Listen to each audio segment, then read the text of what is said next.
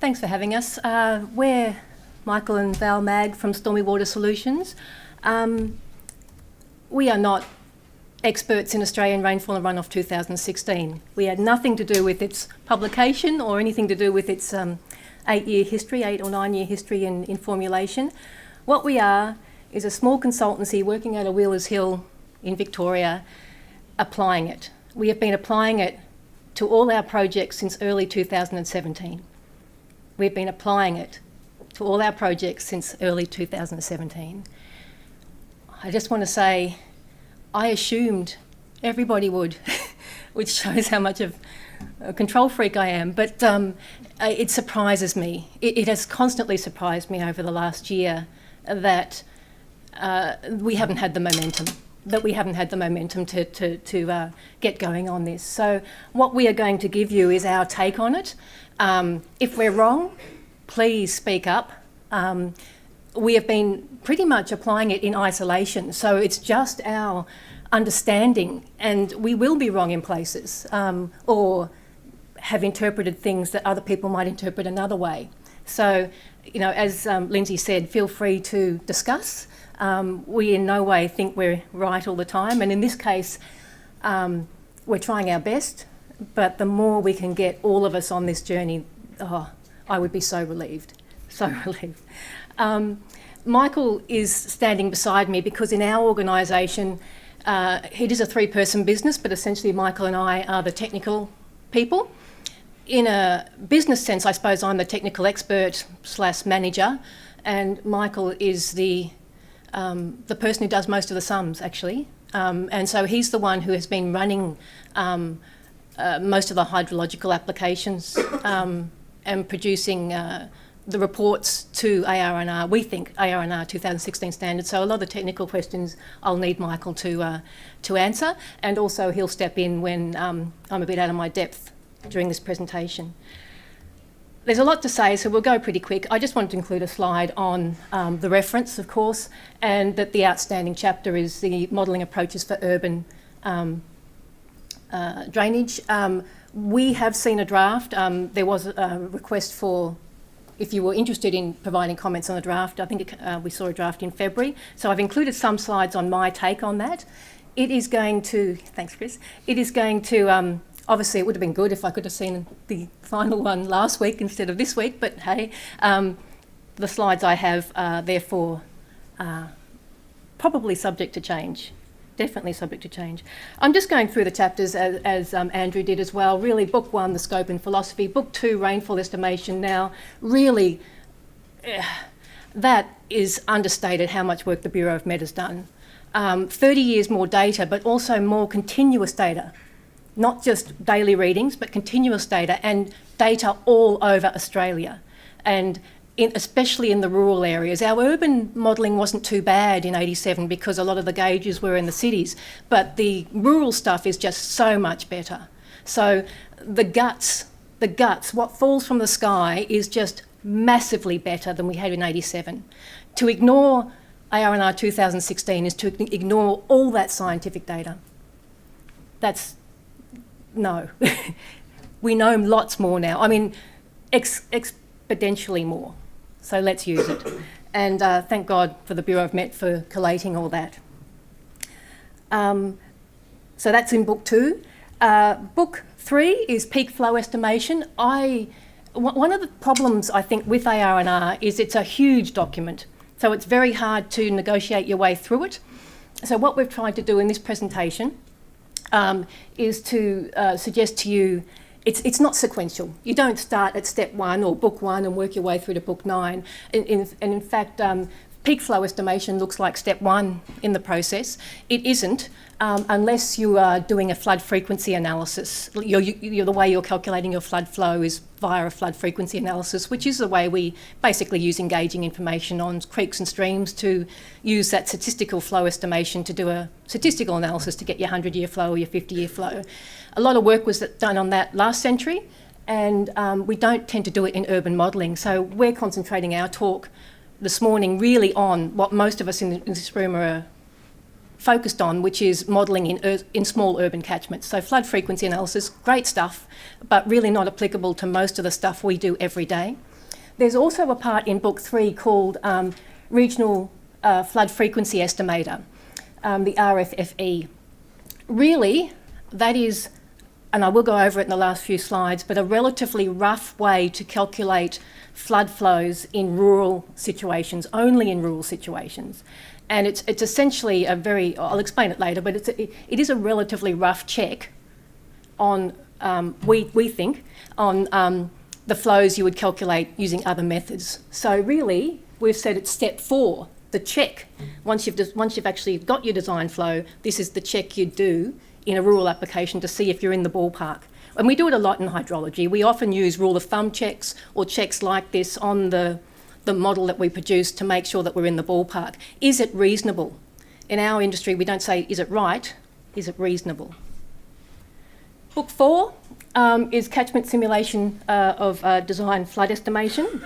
And really, this is where you pick what type of event model you're going to be using and modelling, and that is actually the third decision you make when you're calculating flood flows, and I'll explain it as we go through the presentation. I'll say too, we have about 30 or more copies of the presentation in hard copy if anyone wants to grab one later, but if anyone misses one, please give us an email and we'll send you a PDF of this presentation as well, if anyone's interested. But basically, that's virtually step 3, and there's a lot of words about it, explaining the difference between the 3 methods. I won't go over it here because you can get yourself to the ARR training, essentially. But we will talk about mainly the ensemble method this morning. Book 5 is flood hydrograph estimation. It talks about things like losses in your model, flood routing, types of models you'd use. And a lot of that's also discussed in the new chapter that's coming out this week. And we'll talk about that as well, about how you would pick, what model you would pick and how you would run that model is really step 2 in your decision-making process of calculating a flood flow. Book 6 is flood hydraulics, so it's what we've always done, pits and pipes and culverts. The main changes in terms of ARR 2016 is there's a lot more information on blockage and how we might assess blockage, especially of pipes and culverts.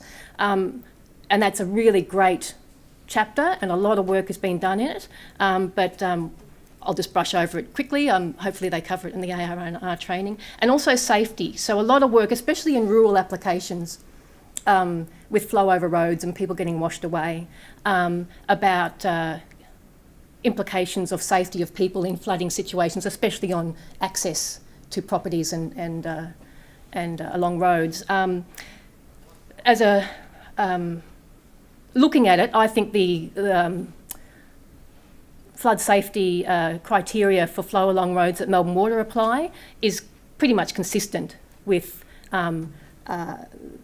this part of the document. If anything, probably even a little bit more slightly conservative. So we've just, over the last year or so, just been modelling and assessing to the Melbourne Water Standard because we think it's slightly more conservative than ARR 2016. Again, it's our take on it.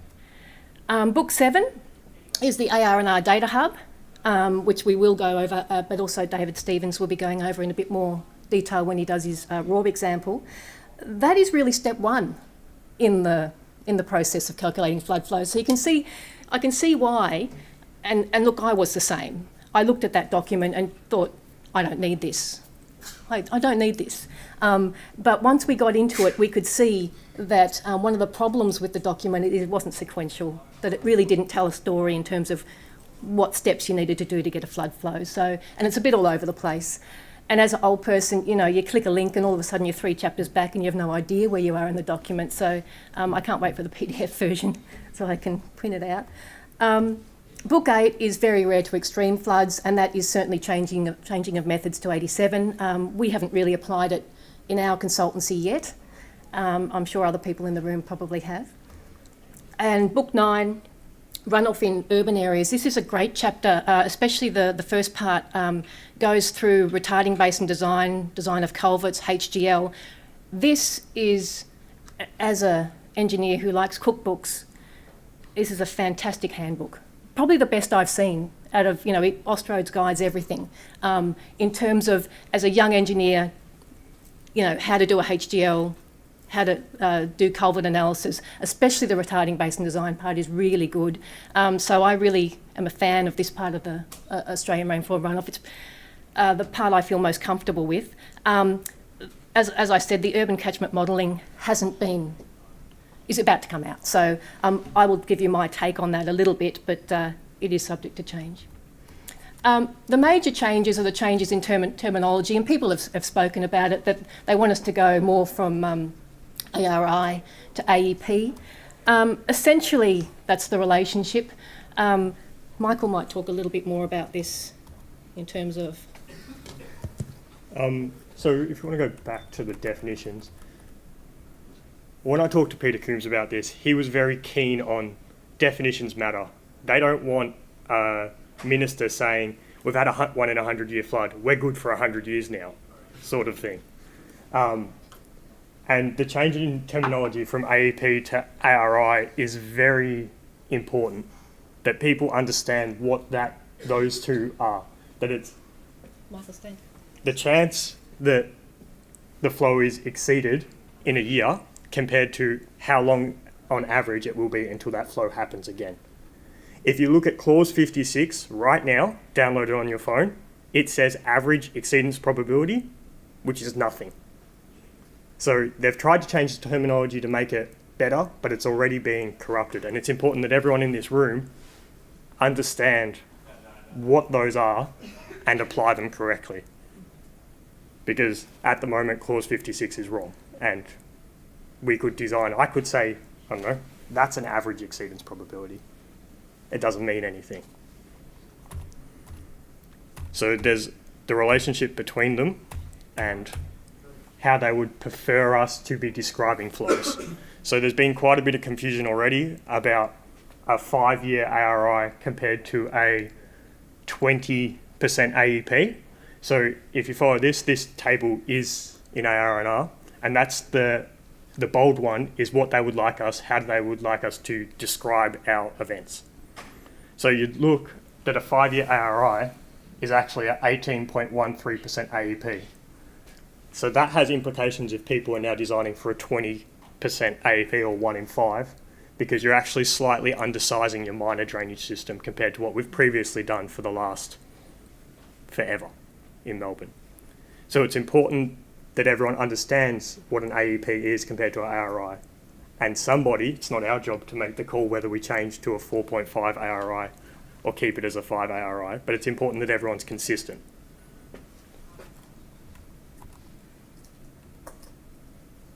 Yeah, and this slide just explains it a bit further. We have been designing for an 18.13 AEP because essentially on the previous slide, that was the equivalent of what used to be the 1 in 5-year ARI. So we thought if we've always been designing for the 1 in 5-year ARI, shouldn't we be designing for the 18.13? But we've noticed in a lot of documents, IDM, manuals and so forth, that they're suggesting the 20%. Again, we just need industry leadership to tell us which one to bloody well use. I would probably, obviously we've made a decision internally to go for the 18.13. At least we're slightly conservative if the decision of the industry is to go the other way. And one pipe size up doesn't really matter. Yeah, so that's the main issue with that. Could I ask a question? Why did they make it so complicated when the others seem to line up? Why does the 5-year? Is it just a mathematical? So it's just the from maths. That equation, yeah. Yeah, so it's just the maths. Bloody mathematicians. It works really well for big ARIs. You see they're the same number pretty much, but for the short ones, it makes a big difference because you look at 99% AEP or 1 in 1.002 year event. Yeah. Has an ARI of 0.17. So. And this is one of the reasons they've also defined it into very frequent events to very rare events, and then extreme events. And so for the very frequent stuff, you don't say it's the 99.75% AEP, you say it's the 6 EI, the 6 exceedances per year. The one we're really looking for, I suppose, is the 3-month flow, which is the 4 exceedances per year, is pretty much what we use a lot in wetland design and that sort of stuff. And then you go into the frequent, where they want us to use AEP. But for the big stuff, from about the 100-year on, we can still call it the 1 in 100 year, but it's the 1 in 100 as a fraction, AEP. We no longer refer to the word average recurrence interval. Okay, so it's that 1 in 100 as a fraction, but we say it's the annual exceedance probability as a 1 in. Okay. Sorry, just one sec. I've been very naughty and been taking questions without the microphone. Now, for the sake of the recording and people who are going to be watching this later, we're just going to ask you to raise your hand, and our distinguished president will be running around with the microphone and handing it to you. So just ask you to raise your hand if you have a question. Okay. Steve Daggett of the City of Boroondara. Just the AEP thing's not a new thing. It came out ARR2016. Yeah. And I remember at the time there was a push to use AEP instead of ARI, and it never really caught on in the vernacular. So people still, in common language, people prefer to have 1 in 100. And I found that recently in flood mapping consulting with the community, it's been easier to talk about 1 in 100s than 1 in 5s. I would agree. Thoughts about that? I've never been a fan of changing either. 1 in 100, oh, that's loud. 1 in 100 AEP is essentially the 1 in 100 ARI, except 1 is a fraction, 1 is a length of time. So it makes a difference. 1's a probability, 1's a time. I don't know if it... I mean, the argument was to make it simpler to understand. Obviously, in some of the manuals, it is not coming through, as Michael mentioned an error in the planning provisions, but I found also an error in the IDM definition of it. So obviously it's getting misinterpreted. So we just need to be really clear. And maybe this is a bit of the lack of training as well. There's new IFD data available, as I said. Sorry. Cynthia from Water Technology. Just a quick question. Coming back on designing for the 20 AP or 20 or 18 point something, when we do all the ensemble or Monte Carlo, whatever, did you test and do you have an idea, sorry if I missed, you already said, of the sensitivity of our results or design on using the 18 or the 20? We haven't tested the sensitivity. We've just been using the 18.13. Yeah. I suppose in my career I've always been a bit of a conservative hydrologist, so I haven't really looked at either or. It would depend on your catchment, because you might be able to fit the 20% in, say, a 600 diameter, and the 18.5 would need a 675, but I would assume most of the time both of them would fit. Yeah, it's not that much different. It's more about being conservative. Yeah. Yes, it is. Yeah. Thank you. Maybe. It's not our call. Yeah, it's not our call. Yeah, exactly. The new IFD data is available, and look, I'll probably leave this a little bit more to David to talk about a little bit in his talk, but basically you can get it through the Data Hub, really accessible. The main thing is it kind of looks, it's in millimetres, so the 1% in this case, 3-hour storm is in 59.8 millimetres. You just got to hit the tab to make it go to millimetres per hour if you still want to use something like the rational method.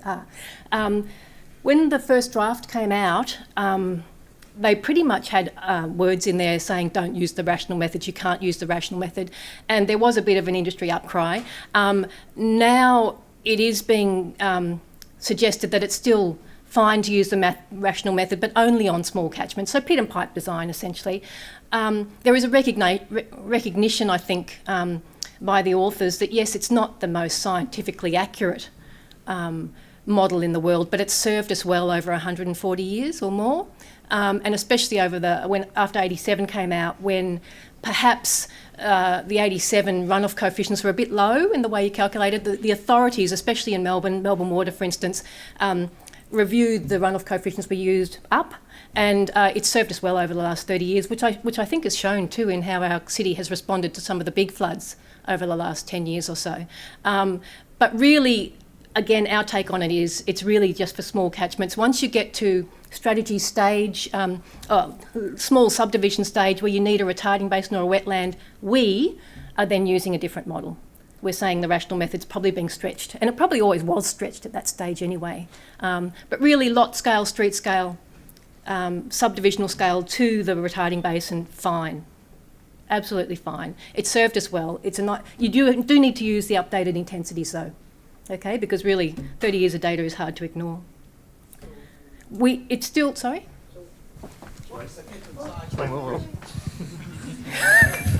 He's going to do a muscle. What you consider is a small catchment? I will talk about it later. I've got a slide. I've forgotten how much I think a small catchment is. Sorry. It does say rational method is a nice verification tool. In other words, once you've done something using, say, RAWB, we often in the past have used the rational method as a check to see if our design flow is reasonable, and that's fine still under ARR. We should not be using the rational method to calibrate something like RAWB 2. That is a no. That has always been actually a no, but unfortunately it has ended up in a lot of manuals, and it's wrong. The Melbourne Water people might want to have a look at their manuals. Yes. Look, for the people in the room, like Keith Boniface, he knows that I've always been against that sort of thing, and for various reasons, but thank God in the current version of 16, you do not calibrate a Porsche to a 1952 or 1963 V-dub, okay? You basically go with the Porsche. So, yeah, it's just not done. Melbourne Water has done a great job over the last year or so of advocating for us as an industry to still use the rational method. I think Australian rainfall and runoff was largely written by and even though they say it's for practitioners, maybe the big flood modellers it seems largely skewed towards. Most of the people in this room are designing and assessing small drainage systems. The council assessors in the room, the consultants, the small consultants like us in the room doing subdivisional design, pits and pipes, small retarding basins. Yeah, so maybe on-site detention. Rational method is fine. They kind of forgot about us a bit. What is advocated is to switch from a simple event, which is like a rational method type calculation, just one hydrograph, one peak, to an ensemble or Monte Carlo simulation. This sort of it comes out of Australian rainfall runoff, this diagram. Do you want to explain it a bit, Michael, just quickly? Yep. So we're not going to go into Monte Carlo because that's too much. You go to training. Yeah, go to David's training, or that's pretty much that.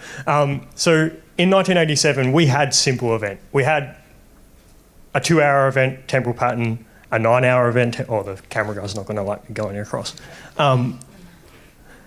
We could do simple events in 1987. All we're asking, or ARR is asking you to do now, is now that you have 10 temporal patterns for the 9-hour event or 10 temporal patterns for the 2-hour event, is to essentially run that same model. You set up a model exactly the same as how you used to.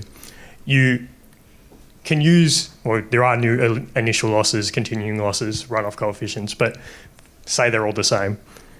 You just run that model 10 times and use that, then you've got a data set, and then you're just using simple statistics really to pick out what flow you use or what hydrograph you use from that new data set. It's not that much harder. Computers do it like that.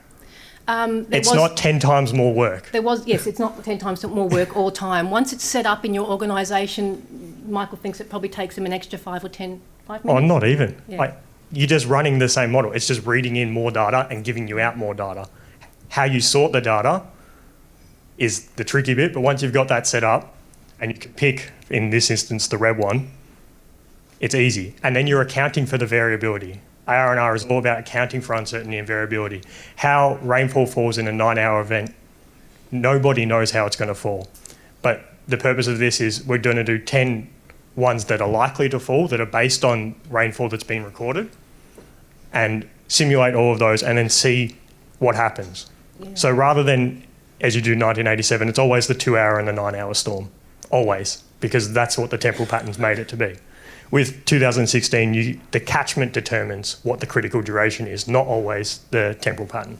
Yeah, it's one of the coolest things about applying ARR 2016. At the start, we were comparing 87. We'd do the analysis with 87 and 2016. We've pretty much stopped that in Melbourne.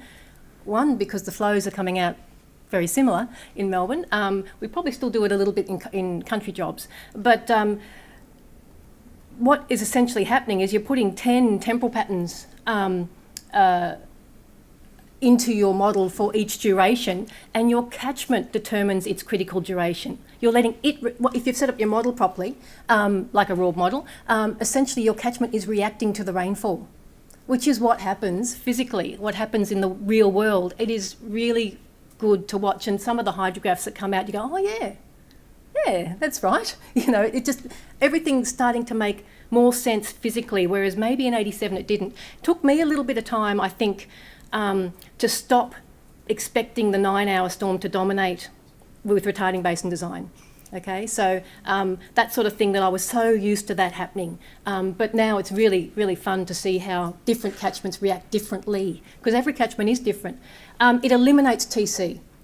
Time of concentration is, unless you're doing the rational method, is irrelevant. It's all about critical duration, which is how your catchment responds to rainfall, including catchment storage effects. The computer models, the XP products, RORB, most of the models all over Australia, and in fact, I must give credit where credit's due. The people who have developed our software have been probably the major drivers of change, because they have done the work to make sure their models are compliant with ARR, including RORB, which David will talk about later. Yeah.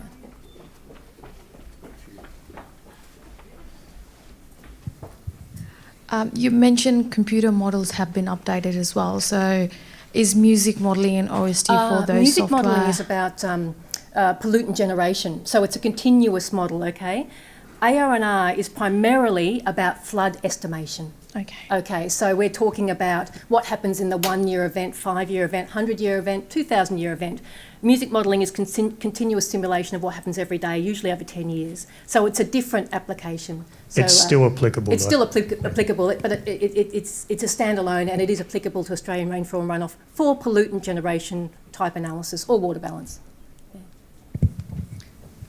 Both internally and externally, our consultants, Casey Cancel, thank you, we use OSD4, which is all old school. Yes, it's a triangular. Yeah. OSD4 is triangular so storage we work on calculations. time of concentration, and because the external consultants don't even have the drainage network in front of them, they just use standard variables of 10 and 5 minutes sort of thing. So is this going to be something that gets changed as an outcome of this new? It depends on how big your catchment is. I think that something like that is still valid on a very small catchment. Okay. But really, look, I think we would stop using it at a site scale.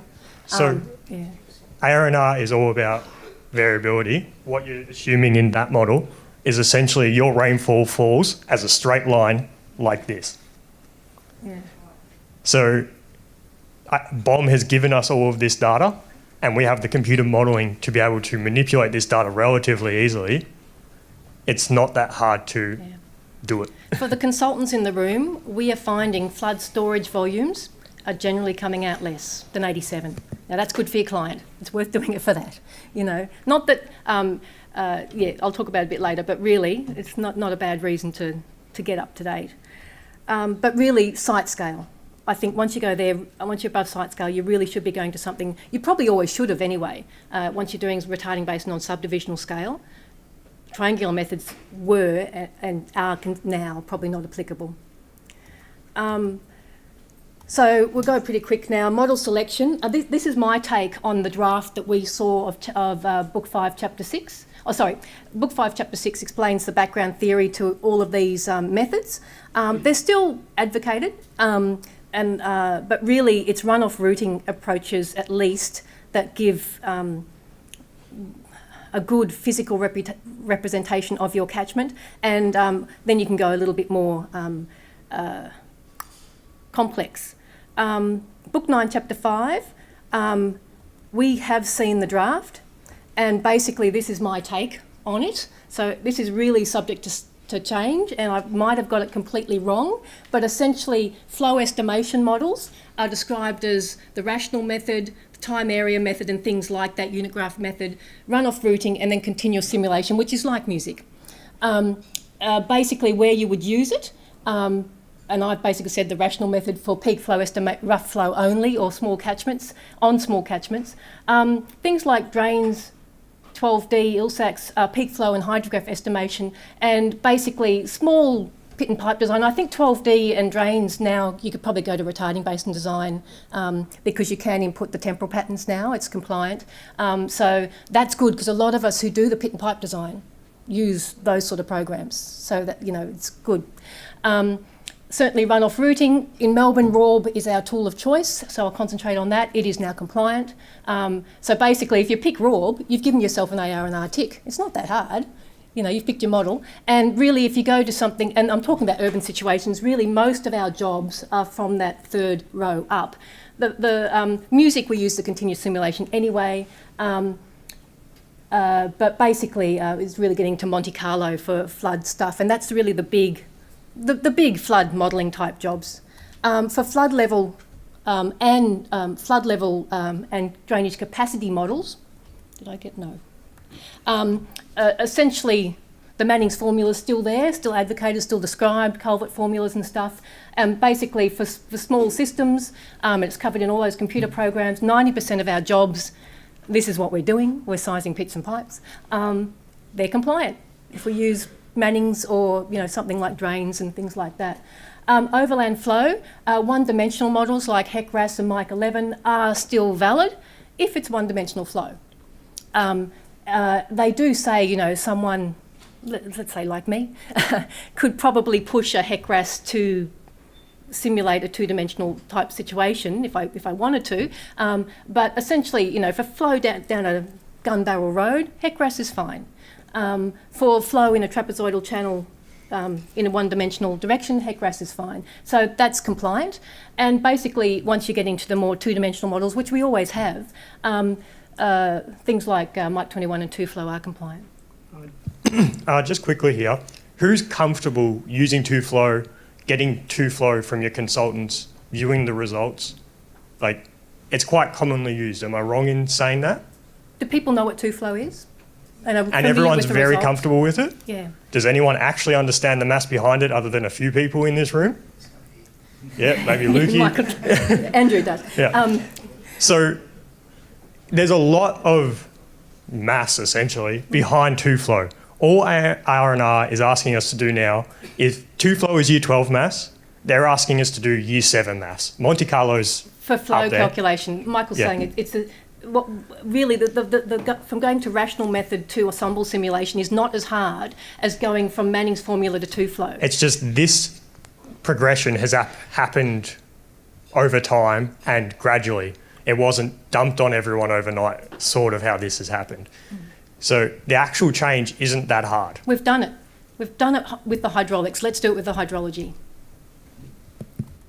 And then there's combined models, just quickly, which are really getting into the large floodplain type models and are certainly compliant. For most of the jobs we do, apart from if you're doing floodplain mapping type jobs, which are usually going to the specialist companies anyway, for most of the jobs we do, retarding basin design, wetland design, pit and pipes, really we don't need to go to these type of combined models. And if we do, companies like myself get companies like Andrew's involved, you know, so yeah, but all compliant. So hopefully that helps a little bit. The main thing too there is about the size of the catchment as well, that you might be interested in. The size of the catchment. So basically, continuous simulation like music, you can use that on a lot scale. You can use it to model Dandenong Creek. It's fine, okay? It's applicable. Rational method, that's my take on it. I really think maybe 2,000 metres squared. Site scale, you're starting to push it now. If it's a simple system and it's a bit bigger than that, maybe too much. But our rule of thumb is once we've hit a retarding basin, the flood storage, we probably need to go to RORB anyway.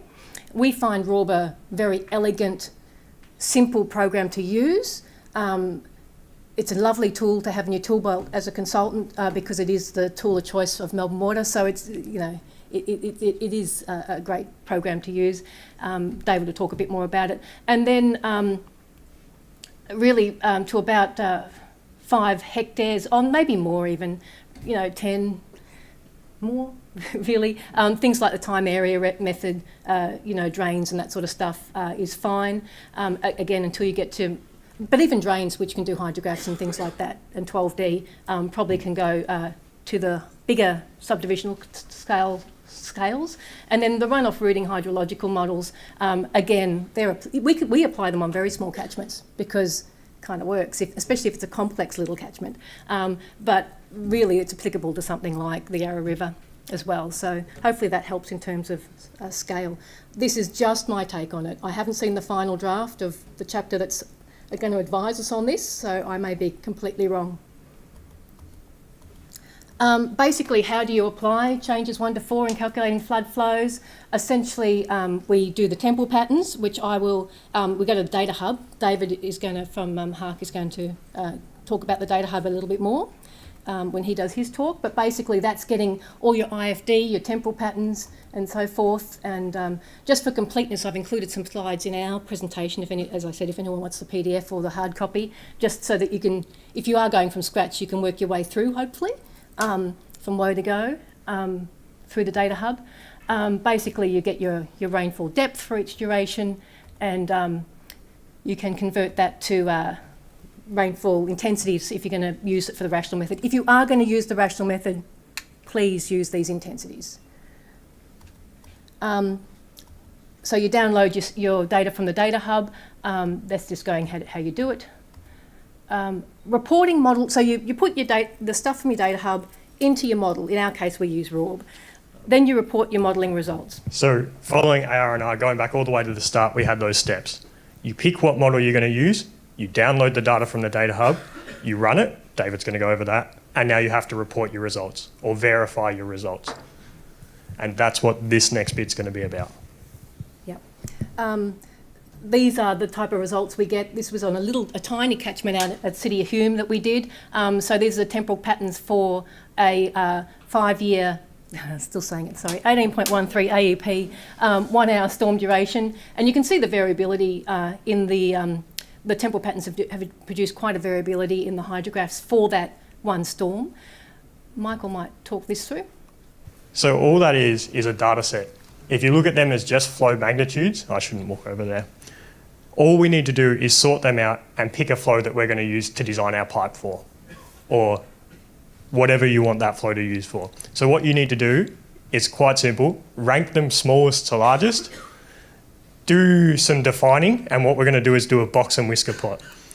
So if you go to the next slide, a box and whisker plot looks like this, with outliers, interquartile range, error bars defined by the slide above. Again, we won't go into all that now. For those of us who have gotten the lecture in uni, apparently it's a way to simply we're not doing anything to the data, we're just showing it in a way that we can use. So you do a box and whisker plot for each duration, and then next one. You do that for every duration, which doesn't take too long once you've set up what you need to do. You're not doing this yourself. The computer does all the thinking or the plotting, and you're just picking one that's representative of the highest peak average.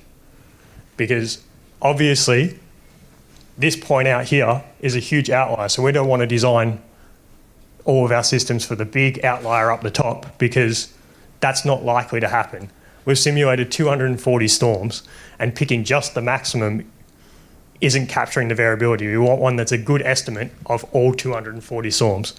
So what we've been doing is working out what the peak average is, and then picking a hydrograph that's closest to the peak average, which in this case, so the peak average I'm plotting as the big black circle, and picking one that's close. In this case, it was a 10-minute storm that produced the highest peak average. So the peak average flow is what you would use for input, say, to HECRAS as a, Or if you've got a unsteady boundary condition on 2-flow, you could use that as that hydrograph rather than that. So there's two things you can get out of it, the peak average, but if you need a hydrograph, you need to pick the hydrograph that it has the peak flow closest to the peak average. Okay, 5 minutes. Oop, we got to go.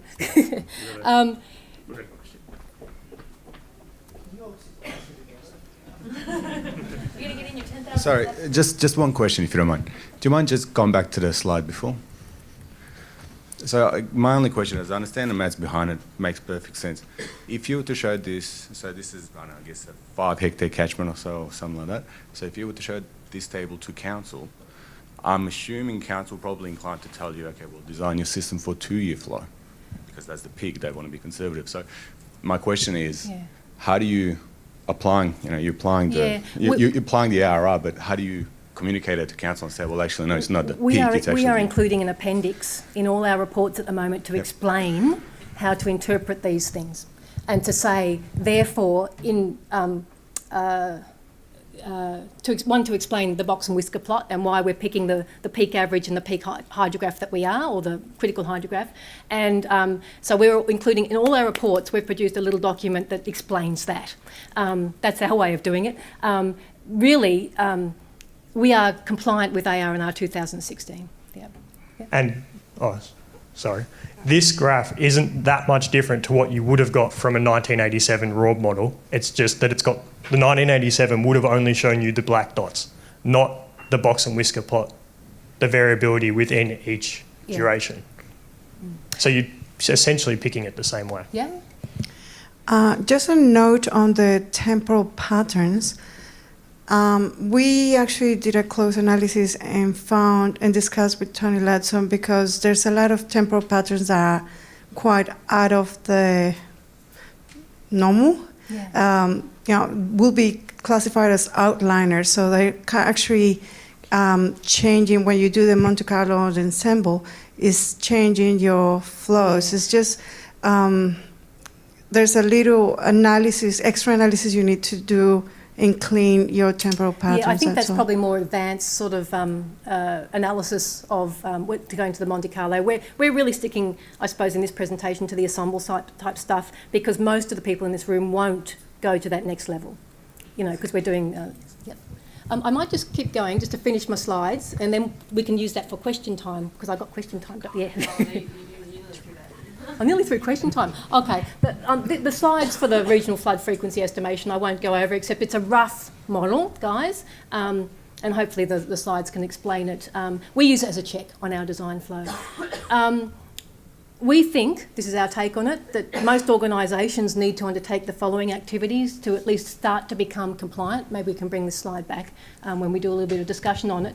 But basically, there's nothing really silly in there. It's really just changing your internal procedures. The main thing, we need to do it, guys. What we need from our authorities is the project briefs need to now be compliant with ARR. So talk about that we need the words in the right way, that for catchments of a certain size, or for this catchment, for this brief, you need to do it to be at least ensemble patterns, that sort of stuff. Melbourne Water should stop encouraging us to calibrate good models with the rational method. The referral authorities need to require consultants to be ARR compliant. You need us to do it. We need you to tell us to do it. Please tell us to do it. Please. It's got to start somewhere. Got to start somewhere. We've had instances of people saying, why didn't you apply it? Because Melbourne Water didn't ask for it, that sort of thing. And the state planning provisions must give clear guidance on the annual exceedant probabilities. Lead agencies must be clear on what's required for the major minor system, which we talked about. We think that DELP and Melbourne Water need to take a lead on climate change, because at the moment we need to pick how much the human beings, as consultants, as practitioners, we need to pick how bad we as human beings are stuffing up the world. ARR gives us really good methods on how to simulate different concentration pathways at different time, but there is nowhere where it actually says you need to check this one. Maybe there is now with that document, I'm not sure. Yeah. But it shouldn't be up to us to say how bad it's going to get and to make that call. But once that call is made, there's heaps of stuff in there to make it table. So why change? It's just a great document. Like the guts of it, yes, it's a daunting document, but having used it for the last year and a half, it is fantastic. The mathematics, the thought processes, the safety blockage, all that sort of stuff is really, really good. Okay, maybe it's not presented in the most user-friendly manner, but really, once you get into it, this stuff is fun. We're finding design flows and storages are slightly less in Melbourne. It's different in rural areas, but so that's another reason for consultants to do it for their clients. We find the job fine. Company reputation, guys, get in early. You know, it can't hurt. And staff engagement and training. I think you need to find that person or section in your company that really wants to fly with it. I don't do the running of raw in anger. Michael does it. I understand what he's doing, but you don't need everybody in your organisation to be up to... And I'm just going to use my old lady voice here. Guys, come on. Come on. Let's step it up. We're better than this as an industry. Okay.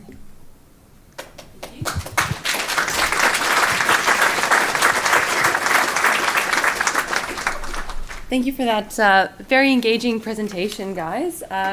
Look, it's awesome to hear AR&R described as fun. I don't know if that's what you guys intended, Andrew, but you've certainly got there.